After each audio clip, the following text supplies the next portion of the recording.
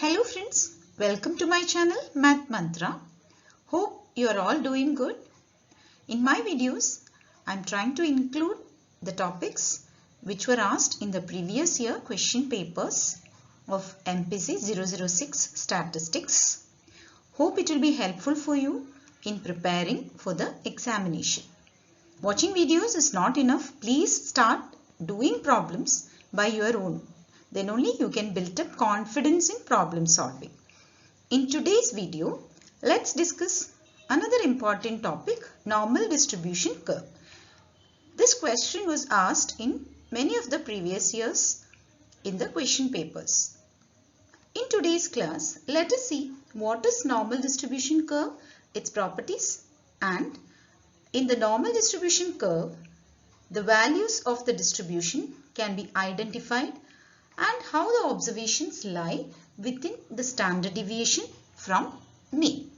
If you are new to my channel, please do like, share and subscribe my channel for more videos. So let's get started with the topic. Let's start with the definition of normal distribution curve. First of all, normal distribution, we can call it as a symmetric distribution. It is always symmetric about the mean of the distribution. When we consider a normal distribution, always mean, median, mode, these three parameters will coincide.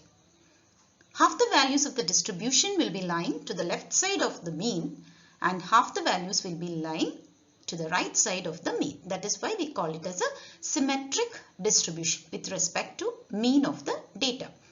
Normal distribution describes two parameters, mean denoted by mu and standard deviation denoted by sigma. When the standard deviation is small, the distribution curve will be narrow, and when the standard deviation is large, the curve will be wide. That means the narrowness and the wideness of the curve is decided by the value of standard deviation. We can call this normal distribution curve also as Gaussian curve. In my last video, I have also given you another name for normal distribution curve. It is also called bell-shaped curve. Why? Because the shape of the curve is in the form of a bell. Now let us see the graphical interpretation for normal distribution curve. Here we can see empirical formula or 68, 95, 99.7 formula or rule. This rule is really helpful to understand where the observations lie in a normal distribution curve. So from the given curve, I have already assigned the percentages in the curve. You can see 68% of the values lie within one standard deviation from mean. So let me explain you from the given graph. Here we can see sigma and negative sigma. So from mean we are taking sigma and negative sigma. That is what is one deviation to the left and right. So within this range, 68% of the values are lying. Here we can see 34% and 34%. So net total we will be getting.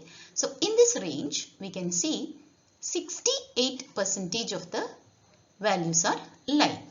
Similarly, 95% of the values lie within two standard deviation. So here we can see plus 2 sigma and minus 2 sigma to the left and right of the mean. So within 2 sigma to the right and left, the values lying is 95%. So here we can see 13.5 and 13.5. So adding up we will be getting 27 plus 68. So what you get? It is 95%. So we can mark from here to the other extreme. The percentage of the values lying will be 95%. Hope you are following this. Now lastly we can see 99.7% of values lie within 3 standard deviations. So 3 standard deviation means plus 3 sigma and minus 3 sigma on the left and right. So here we can see the values 2.35 and 2.35. That means what? 4.7 plus 95. That means how much? 99.7. So that will be within the range. The values lying will be 99.7% of values. So this is how we can identify or arrange the observations within the normal distribution curve. So hope this is clear to my viewers. Now let us take an example to make this concept more clear. Let's see an example. The scores of students for an examination with mean score 1200 and standard deviation 200. This data follows a normal distribution. So here we can see 68% of the scores are between 1000 and 1400. Where do we get this 1000 and 1400? Let's see. 1000 and 1400 means it is one deviation from the mean with respect to sigma. So 1200 minus sigma, that is 200, that gives you 1000, and 1200 plus 200, that gives you 1400. So this is one deviation with respect to mean from sigma. Similarly, 95% of the scores are between 800 and 1600. So here 800 means the deviation to sigma with respect to mean.